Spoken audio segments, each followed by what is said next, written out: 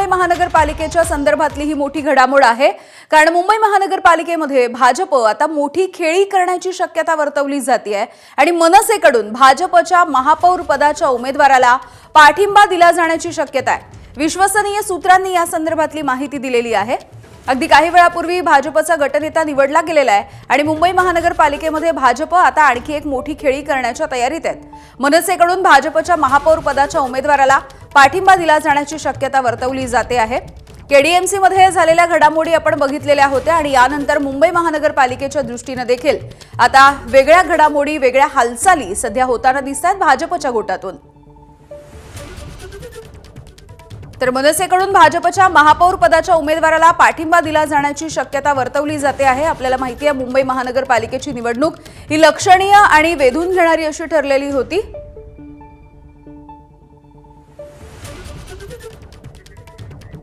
अभिषेक मुठाळ आमचे प्रतिनिधी आपल्याला एकूणच या घटनेविषयीची माहिती देतील। अभिषेक, काय नेमकी भाजपची खेळी असू शकते आणि जर मनसेने भाजपच्या महापौर पदाच्या उमेदवाराला पाठिंबा दिला तर याचे पडसाद नेमके काय उमटू शकतात?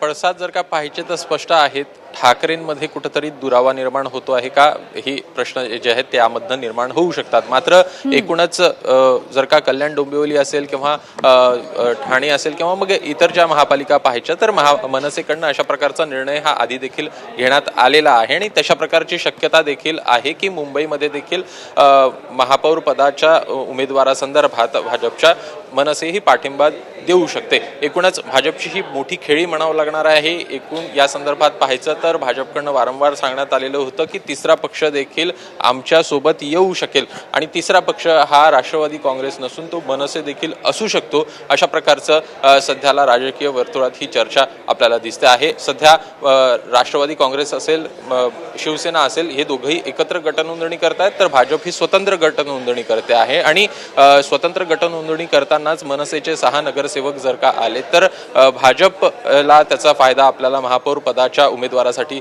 होताना दिसू शकतो आणि होताना दिसत आहे। तर महापौर पदासंदर्भात देखील चर्चा होताना दिसत आहे भाजपमध्ये आणि दुसरीकडे मनसेची बैठक देखील आहे आणि त्यामुळेच एकूण या संदर्भातला निर्णय अपेक्षित कधी येतो हे बघणं देखील महत्त्वाचं असणार आहे। मात्र हे स्पष्ट आहे की मनसेकडनं भाजपच्या महापौर पदाच्या उमेदवारासंदर्भात एकूणच पाठिंबा देण्याची शक्यता आहे।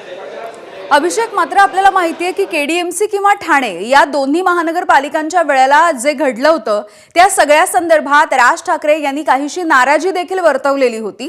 त्यामुळे यानंतर आता असं घडू शकेल, राज ठाकरे यांनी असं काही सांगितलेलं असू शकतंय का तिथल्या स्थानिक नेत्यांना?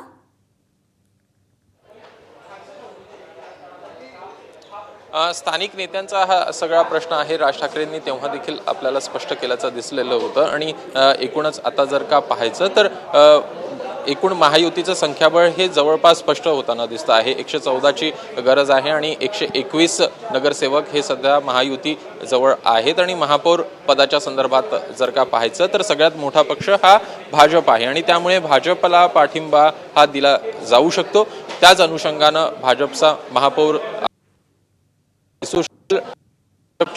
संदर्भातच ह्या सगळ्या खेळी होताना दिसत आहेत।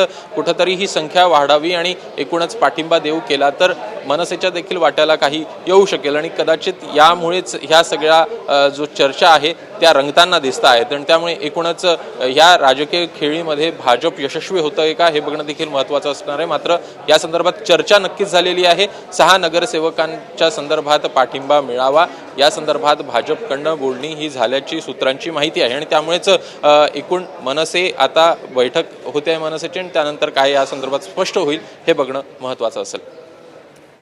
अगदी अभिषेक, धन्यवाद या सगळ्या सविस्तर अपडेटसाठी। एबीपी माझा, उघडा डोळे बघा नीट।